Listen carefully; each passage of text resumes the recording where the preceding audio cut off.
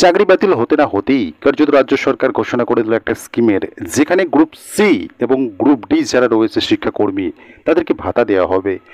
West Bengal livelihood and social security interim scheme 2025-এর মাধ্যমে এই সমস্ত যারা শিক্ষাকর্মী রয়েছে, যারা চাকরি হারিয়েছে গ্রুপ সি এবং ডি, তারা ভাতা পাবে।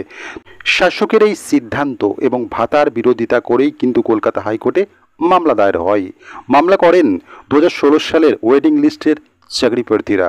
বিগত দিনের শুনানিতে দেখা যায় বিচারপতি কিন্তু রাজ্যকে একাধিক প্রশ্ন করেন, কার্যত প্রশ্নগুলো অত্যন্ত কঠিন ছিল। তো স্বাভাবিকভাবেই এই যে ভাতা ঘোষণা, চাকরি বাতিল হলো, তড়িঘড়ি রাজ্য সরকার ভাতা দিচ্ছে, এটা নিয়েও কিন্তু প্রশ্ন তুলেছিলেন বিচারপতি অমৃতা সিনহা। তিনি বলেছিলেন এত তড়িঘড়ি ভাতার ব্যবস্থা কেন করা হচ্ছে। স্বাভাবিকভাবেই আরও প্রশ্ন তোলা হয়েছিল যে এই যে ভাতা দেওয়া হচ্ছে, তাদেরকে ভাতা দেওয়া হচ্ছে যাদের চাকরি চলে যাচ্ছে। সুপ্রিম কোর্ট চাকরি বাতিল করে দিচ্ছে, দাগি চিহ্নিত করে দিচ্ছে, সেই সমস্ত চাকরিহারাদের জন্য ভাতার ব্যবস্থা করে দিচ্ছে রাজ্য সরকার। এই প্রসঙ্গটা টেনেই বিচারপতি বলেছিলেন, রাজ্যের বেকারদের জন্য কি রাজ্য সরকার কোনো প্রকল্পের কথা ভাবছে বা ভেবেছে? তো স্বাভাবিকভাবেই এই প্রসঙ্গটা টানা হচ্ছে, যেখানে চাকরি বাতিল হয়ে যাচ্ছে চাকরিহারা, অর্থাৎ দুর্নীতির কারণেই কিন্তু চাকরি গিয়েছে চাকরিহারাদের। তো সেই সমস্ত চাকরিহারাদের সুপ্রিম কোর্টের নির্দেশের তোয়াক্কা না করেই ভাতা দিচ্ছে তড়িঘড়ি, স্কুটিনি, কোনো রকম স্কুটিনি ছাড়াই কিন্তু এই ভাতা দেওয়া হচ্ছে। সেটা নিয়েও প্রশ্ন তুলেছিলেন বিচারপতি। স্বাভাবিকভাবেই এই যে ভাতা দেওয়া এবং এরই পরিপ্রেক্ষিতে বিচারপতি প্রশ্ন করেন, বেকারদের জন্য কি রাজ্য সরকার কোনো কিছু ভেবেছে, কোনো কিছু প্রকল্প যার মাধ্যমে বেকাররা উপকৃত হবে? এবং পাশাপাশি এই প্রশ্নটাও বিচারপতি রাখেন, এই যে ভাতা দেওয়া একটা মোটা অঙ্কের ভাতা, সেই মোটা অঙ্কটা কিভাবে, কোন যুক্তিতে নির্ধারণ করলো রাজ্য সরকার যে এই পরিমাণ ভাতা দেওয়াটা দরকার রয়েছে এদেরকে? তো এটা তো কোন প্রসঙ্গে, কোন পরিপ্রেক্ষিতে এই অঙ্কটা নির্ধারণ করলো রাজ্য, সেটা নিয়েও কিন্তু বিচারপতি প্রশ্ন তোলেন। রাজ্য সরকার বলেছে সুপ্রিম কোর্টে তারা রিভিউ পিটিশন জমা দিয়েছে, সেই রিভিউ পিটিশন যতদিন না নিষ্পত্তি হচ্ছে ততদিন পর্যন্ত কিন্তু এই সমস্ত চাকরি প্রার্থীরা, চাকরিহারা চাকরি প্রার্থীরা কিন্তু ভাতা পাবে। সেই জিনিসটা নিয়েও প্রশ্ন তোলেন বিচারপতি। তিনি বলেন, সুপ্রিম কোর্টে একটার পর একটা রিভিউ পিটিশন হতে থাকবে, আর এরা কি টাকা পেতেই থাকবে? এই প্রশ্ন কিন্তু রাজ্যকে করেন বিচারপতি।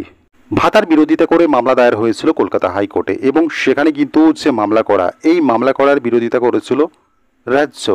তাদের যুক্তি ছিল, তারা যে ভাতা ঘোষণা করছে, এতে যারা মামলা করেছে তাদের আপত্তি থাকার কথা নয়, অর্থাৎ এই মামলার যৌক্তিকতা বা গ্রহণযোগ্যতা নিয়ে প্রশ্ন তুলেছিল রাজ্য। এই মামলায় মামলাকারীদের আইনজীবী ফিরদৌস শামীম কলকাতা হাইকোর্টে সওয়াল করেন এই প্রসঙ্গেই। তিনি বলছেন, যারা মামলা করেছে অবশ্যই তারা ট্যাক্স পেয়ার, ট্যাক্স দেয় দেশে, একটা জনগণের টাকায় কিন্তু সরকার চলে। তো স্বাভাবিকভাবেই সরকার যখন কোনো সিদ্ধান্ত নিচ্ছে, কোনো প্রকল্পের ঘোষণা করছে, তো স্বাভাবিকভাবেই জনগণ হিসাবে তারা তো ট্যাক্স দেয়। সেই প্রসঙ্গে তাদের মামলা করার অধিকার রয়েছে, তাদের সেই বিষয়টা জানার অধিকার রয়েছে, সেই পরিপ্রেক্ষিতেই তারা মামলা করেছে। তো এক্ষেত্রে রাজ্য সরকার যে বলছে, এক্ষেত্রে মামলাকারীদের স্বার্থটা কি রয়েছে, তারা ভাতা ঘোষণা করছে, এক্ষেত্রে তাদের আপত্তি করার যৌক্তিকতা কোথায়? এই প্রশ্ন কিন্তু তুলেছিল রাজ্য বিগত দিনের শুনানিতে। সেক্ষেত্রেই কিন্তু ফিরদৌস শামীম বলছেন, কর দেয়, করের টাকায় সরকার চলে, জনগণের টাকায় এই সমস্ত প্রকল্প হচ্ছে।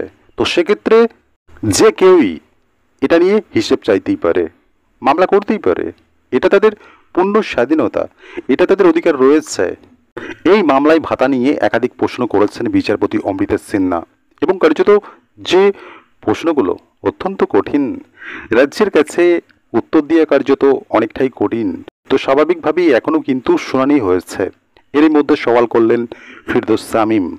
বিচারপতি এখনও চূড়ান্ত রায় দেননি, রায়দানে স্থগিতাদেশ রেখেছেন।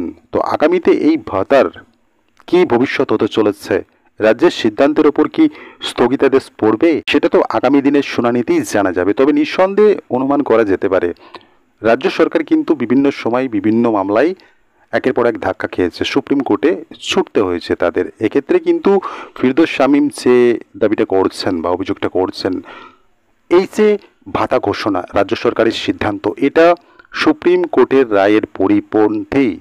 অতএব এই ঘোষণার মাধ্যমে, রাজ্য সরকারের এই সিদ্ধান্তের মাধ্যমে সুপ্রিম কোর্টের নির্দেশকে অবমাননা করা হচ্ছে।